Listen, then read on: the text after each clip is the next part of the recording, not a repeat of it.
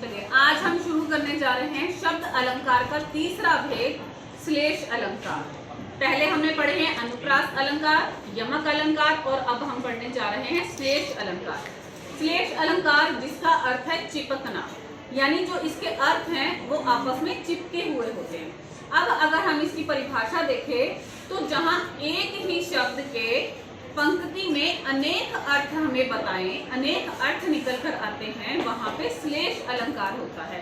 यानी कि शब्द तो एक ही बार आएगा लेकिन उसके कविता की पंक्तियों में अर्थ अनेक निकलेंगे, तो वहां पे श्लेष अलंकार होगा। अब हम इसको एग्जाम्पल के माध्यम से समझेंगे। अब इसमें पहली एग्जाम्पल दी हुई है, मिस्टर जगदीश आप चाहे कुछ भी कहें, मैं तो इसे जगदीश की ही कृपा मानता हूँ। अब जो जगदीश शब्द है वो एक किसी का नाम है और दूसरा जगदीश हम भगवान के लिए भी प्रयोग करते हैं, यानी कि दो अर्थ निकल रहे हैं एक ही जगदीश के। तो पहली पंक्ति में तो ये है। दूसरी पंक्ति अगर हम देखें, सुब्रज को ढूंढत फिरत कवि व्यभिचारी चोर। अब इसमें जो सुब्रज शब्द है वो एक ही बार आया है, लेकिन उसके पंक्ति में अगर हम अर्थ देखें तो वो तीन अर्थ निकल रहे हैं अलग अलग। पहले तो हम देखेंगे कि सुब्रन का अर्थ क्या है। सुब्रन का अर्थ होता है सोना, यानी कि गोल्ड। एक होता है सुंदर स्त्री, उसे भी हम सुब्रन बोलते हैं। एक होते हैं सुंदर वर्ण, यानी कि अक्षर। अब इसमें अगर आप दूसरी पंक्ति को देखोगे, कवि व्यभिचारी और चोर। अब कवि है, जब कवि ने अपनी कविता को सुंदर बनाना है तो उसको क्या चाहिए होंगे? सुंदर अक्षर, सुंदर वर्ण।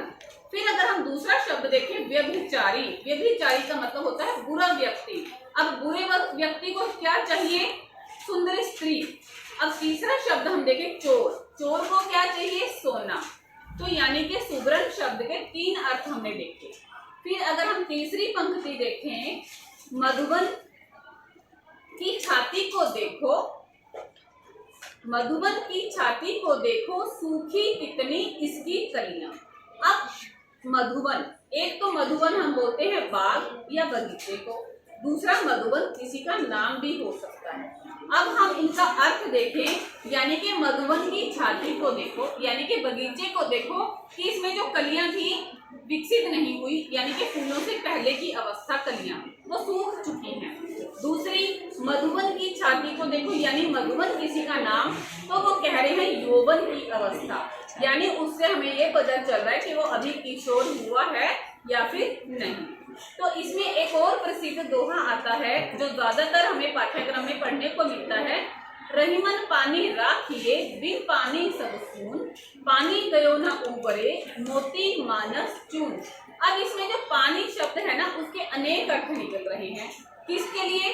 मोती के लिए, मानस यानी मनुष्य के लिए, चून यानी के चूने के लिए, कि बिना पानी के मोती में चमक नहीं आती, और मनुष्य पानी के बिना कुछ भी नहीं है, और चूना उसका भी पानी के बिना कोई भी अस्तित्व नहीं है।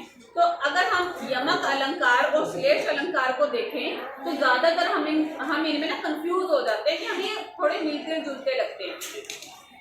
लेकिन अगर आप श्लेष अलंकार की दूसरी पंक्ति को देखोगे तो आपको इसमें तीन शब्द चिपके हुए मिलते हैं, प्रसंग अलग अलग मिलेंगे और उनके अर्थ भी अलग अलग होंगे। जैसे पहली पंक्ति में जगदीश अर्थ दो हैं, दूसरी पंक्ति में सुब्रन के अर्थ तीन हैं, कवि व्यभिचारी और चोर।